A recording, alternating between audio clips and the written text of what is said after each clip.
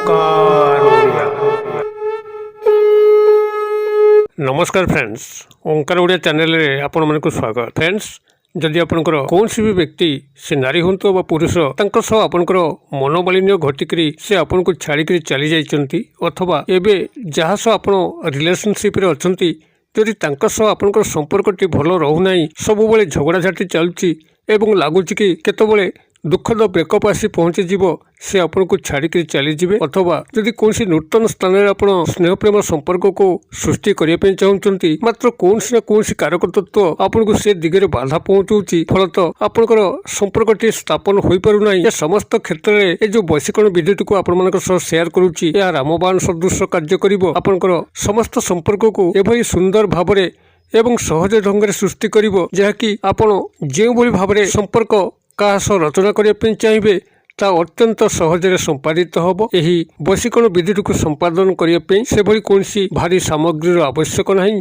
किंबा जटिल मंत्र तत्वर आवश्यक नहीं। एक स्वयं सिद्ध शक्तिशाली मंत्र को मात्र आपण मैंने 6 थर उच्चारण करी यही शक्तिशाली वशीकरण विधिटी को आपण मैंने संपादन करी जेकोसी व्यक्ति से नारी हूँ बा पुरुष तांको आपण स्नेह संपर्क बांधि रखिपारे एवं आपणकर जहाँ मध्य उद्देश्य मन भितर थाऊ तार आपण माने परिपूर्ण करिपारिबे। यही वशीकरण विधिटी को संपूर्ण भाव में आपन उपस्थापन करने पूर्व क्षुद्र निवेदन जदि आपण आज प्रथम बार करके चैनल में प्रवेश करचंती एवं एभली गूढ़ तंत्र मंत्र रहस्य को जानिया सदा सर्वदा एभली कंटेंट रुचि रखुचंती तेबे चैनल कड़े थिबा लाल कलर सब्सक्राइब बटन क्लिक करी बेल आइकन क्लिक करी एवं ऑल नोटिफिकेशन उपर क्लिक करी चैनल टी को सब्सक्राइब कर नियंतु जेभली कि आमे जेतल आपण सेवार यही तंत्र मंत्र वीडियो अपलोड करूँ तार सर्वप्रथम नोटिफिकेशन आपण पाखे पहुँचो एवं से सब को आपण मैंने सर्वदूर देखिकी किसी ज्ञान आहरण करेंगे। तेज फ्रेंड्स एवं नजर पकड़ा शक्तिशाली वशीकरण विधि जहाँ मध्यम कि आपंकर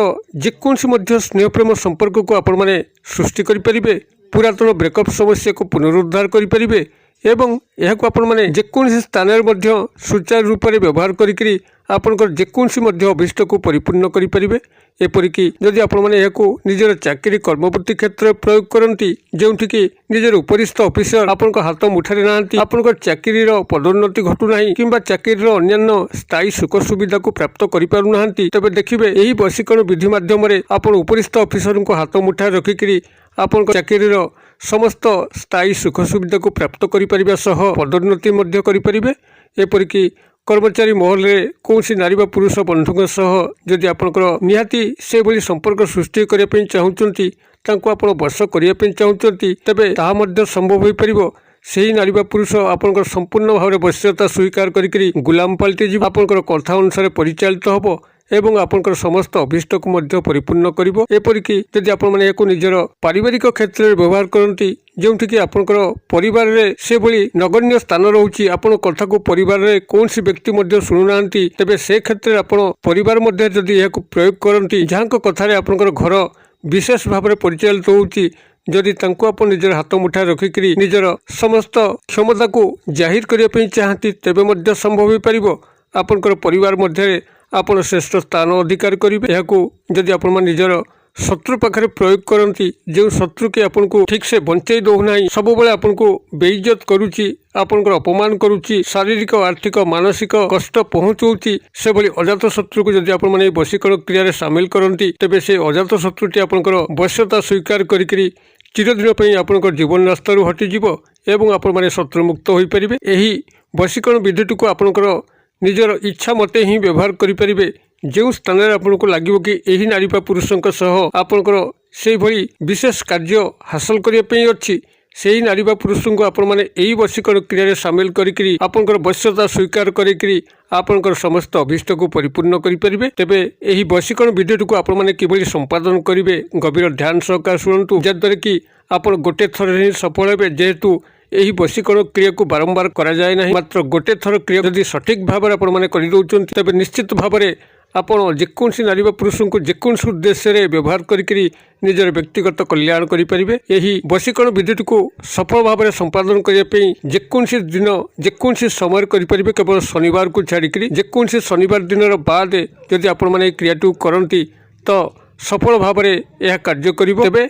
आपण मैंने जेकोसी दिन जेकोसी समय केवल शनिवार को छाड़ी ଆପଣ ଶୁଦ୍ଧପୁତ ହୋଇକରି ଉତ୍ତର କିମ୍ବା ପୂର୍ବ ଦିଗକୁ ମୁଖ କରିକିରି ବସନ୍ତୁ। ଏକ ଆସନ ପକାଇକି ମଧ୍ୟ ବସନ୍ତୁ। ଏକ ଲାଲ ମାର୍କର ପେନ୍କୁ ସାଙ୍ଗରେ ନେଇଥାନ୍ତୁ ଏବଂ 6 ଗୋଟି ଅକ୍ଷତ ଅରୁଆ ଚାଉଳକୁ ମଧ୍ୟ ସାଙ୍ଗରେ ନେଇଥାନ୍ତୁ, ଯାହାକି ଭଙ୍ଗାରୁଜା ହୋଇନଥିବ।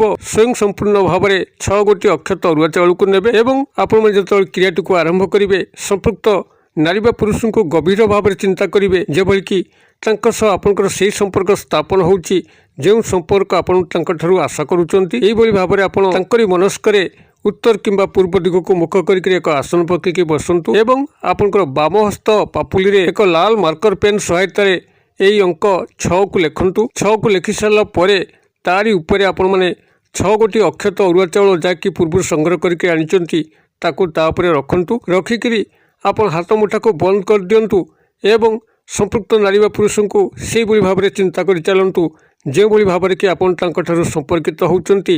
ସେହି ସମ୍ପର୍କ ମାନ କାଳ୍ପନିକ ସ୍ତରରେ ଘଟୁଛି ଯାହା ଆପଣ ତାଙ୍କଠାରୁ ଆଶା ରଖୁଛନ୍ତି। ଏହିଭଳି ଭାବରେ ଆପଣ ତାଙ୍କୁ 5 ସେକେଣ୍ଡ 10 ସେକେଣ୍ଡ 15 ସେକେଣ୍ଡ ଏହିଭଳି ଭାବରେ ତାଙ୍କୁ ଗଭୀର ଚିନ୍ତା କରିଚାଲନ୍ତୁ, ଯେଭଳିକି ତାଙ୍କର ସମ୍ପୂର୍ଣ୍ଣ କାଳ୍ପନିକ ଚେହେରା ଆପଣଙ୍କର ମାନସ ପଟରେ ପରିସ୍ଫୁଟନ ହେବ ଏବଂ ଆପଣଙ୍କୁ ଲାଗିବ କି ସେ ଆପଣଙ୍କ ସହ ଜଡ଼ିତ ହୋଇଯାଇଛନ୍ତି। ଏହିଭଳି ସମୟରେ ଆପଣମାନେ ସେହି ବାମ ହସ୍ତରେ ଯେଉଁ 6 ଅଙ୍କ ଲେଖିଛନ୍ତି ଏବଂ 6 ଗୋଟି ଅରୁଆ ଚାଉଳକୁ ରଖିଛନ୍ତି ଆପଣ ହସ୍ତ ମୁଠାକୁ ବନ୍ଦ କରନ୍ତୁ ଏବଂ ତାପରେ ଆପଣଙ୍କର ଦକ୍ଷିଣ ହସ୍ତ ପାପୁଲିକୁ ଘୋଡ଼େଇକିରି ଏଇ ଯେଉଁ କ୍ଷୁଦ୍ର ମନ୍ତ୍ର କହୁଛି ଏହି କ୍ଷୁଦ୍ର ମନ୍ତ୍ରକୁ ଆପଣମାନେ ସେଠି 6 ଥର ଉଚ୍ଚାରଣ କରନ୍ତୁ।